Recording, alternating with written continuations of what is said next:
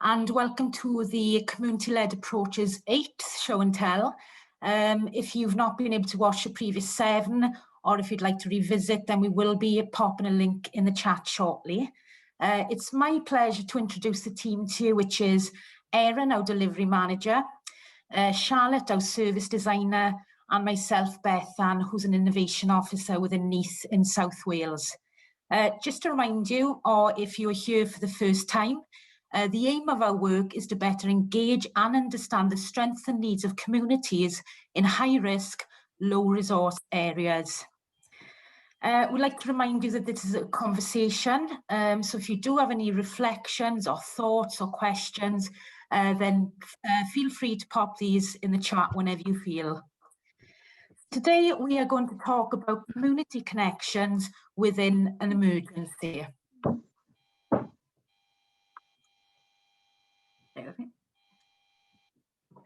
So our work is looking at 3 areas altogether, and one of the areas that we are looking at is Neath in South Wales. Well, it's very sad to say that on the 1st of January, sorry, I've gone ahead of myself. To go back to saying that we are working in 3 areas altogether, and one of the areas is Neath in South Wales. As an innovation officer for Neath, I've been working in all areas of the community to identify the needs in a community-led way. And going back to what I was saying, it's very sad that on the afternoon of the 21st of January, a very tragic incident happened where a mine shaft in the village of Skewen in Neath overflooded and burst in a housing estate, causing complete and utter devastation. It's sad that 80 homes were immediately evacuated and another 20 were evacuated afterwards. Residents who have been affected have been told that it's at least 6 months before they can return, and some are told that they won't be able to return to their homes at all. So as mentioned, Skewen is an area where I've focused a lot of my time. I've had regular meetings and conversation with residents and organisations such as churches and community area coordinators and the Salvation Army. And through this regular contact, I've built strong and trusted relationships. And at this point, I'm going to hand you over to Charlotte, who will be going over more of the emergency and what exactly it is that we have learned. Thanks, Bethan. So I'm sure if you'll be wondering what happened and where we were able to respond in the actual instance. So we did have a team ready to respond quickly who weren't initially called upon. However, late at night, 2 of our volunteers were able to visit the rest centre as it was reopened before they were stood down. We're not actually going to focus on that side today because what we've really learned is what happened in the days after. So following the event, our emergency response teams did offer through our standard processes ongoing support and said we're able to help as the emergency unfolded. But what's really interesting is the teams on the ground called Bethan. So it's not that they didn't understand or know who to call from the Red Cross or even know our services. They knew exactly what was available. But rather than going through those standard processes, they called someone they already had a relationship with and someone they trusted. So it's really clear that people go to people that they know and they trust when it comes to an emergency. And this is true whether you're a person being affected by the emergency or whether you're affected the person who's actually running the response. So when we're looking at why Bethan and why not through kind of the standard processes, as Bethan mentioned, she's been putting a lot of time into understanding and gaining these relationships and building upon them. So when you're looking at the local area coordinator, Emma, and what she was looking as she was leading the response, she was looking for people that they knew were reliable and people that she knew that she could trust. And she knew that if she called Bethan, that Bethan was going to be able to meet the needs locally that she was trying to respond to, because she knows Bethan as a human being rather than knows Bethan as a process. This is also true when you look at who else is responding in this emergency as well. So the actual organisations alongside the emergency services were people that Emma and the other local area coordinators have great working relationships with, whether that is the Salvation Army, the local supermarkets delivering aid. These are all people that they know and trust and relationships they called upon in these emergency situations. The thing is, is we know this and we've heard it before. This isn't a new insight, and this isn't something that is something that is new to the organisation, because we've heard it at Grenfell. In Grenfell, we know that the people who were affected turned to the community groups they already had the relationships with, rather than large organisations like ourselves. We also saw invisible in emergencies that people who are affected weren't very likely to go to a rest centre where they don't know anyone who's there, and instead are more likely to turn to family and friends. Only between 3 and 18% of people who evacuate are actually estimated to go to those emergency day centres in the first place. We saw it through the support line, because people called us last. Our support line wasn't the first service. We were behind family and friends and cultural groups. And even when people did call us, it was often because someone they trusted had actually given them our number. We've even seen it through our own research, through this community work as well. At the end of all of our interviews, we ask people in 5 different areas who they would turn to for that support. And in almost every situation, people first say family and friends, and then they say organizations they already maybe spend time with, whether that's voluntary or sport or otherwise, or people who've supported them before because they trust and know what's going to happen in that time of need. Mike summarizes this really well when looking at the response on our Grenfell response. He said, "There's a real lesson here about how we can engage with a community that we do not know. We need to add people with different skills to our response and recovery teams. Simply because we've had Bethan embedded on the ground, building these local relationships and understanding the needs and spending time having these conversations and this important communication has had a different approach to how the emergency unfolded." He also said, "A new power response would be rooted in participation of the people we're here to serve, designed by them, reflecting on their needs and circumstances." And that's exactly what we're doing as a team.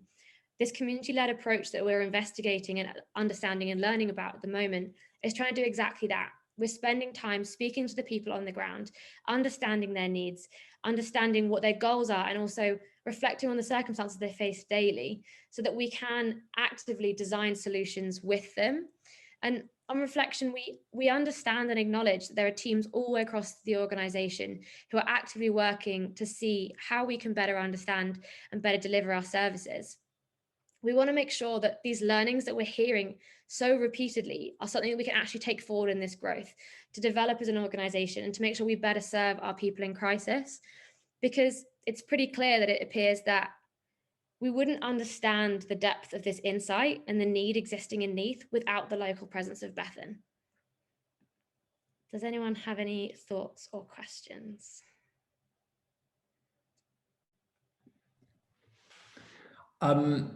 Do you have any sense yet about like what's the kind of tipping point for someone to call us up? Because I think that's a kind of, obviously there's no like template for it. I think that's kind of, when we did business emergencies, that was something we kind of talked about, like what would be, if we were going to try and have it that more groups would call us up to ask about things, what would that kind of minimum thing to tip them over into that kind of picking up the phone? I think that kind of, that being like almost like a measurement if we're doing this type of engagement properly.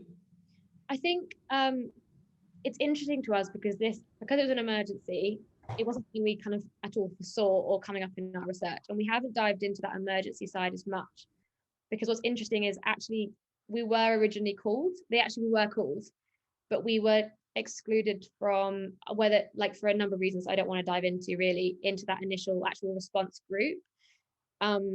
So I think in terms of the tipping point, it's hard to know because we actually were originally called, but we weren't used to our maximum potential. But what I think the tipping point in terms of why Bethan was called, maybe rather than reverting to our standard processes, is that first of all, they knew what they were going to get with Bethan. They knew what was going to happen at the end of the phone because they know her as a person. And I think that, I'm not sure in terms of like every emergency, because the irony was we were called. It was just how it continued to unfurl. And I think that tipping point is actually a full understanding of what the person can deliver rather than, or what the organization can deliver when they speak to that person. I think that's so unknown with our services, as you found when mapping our services, it's hard to even know what we deliver, let alone how best to ask for that support.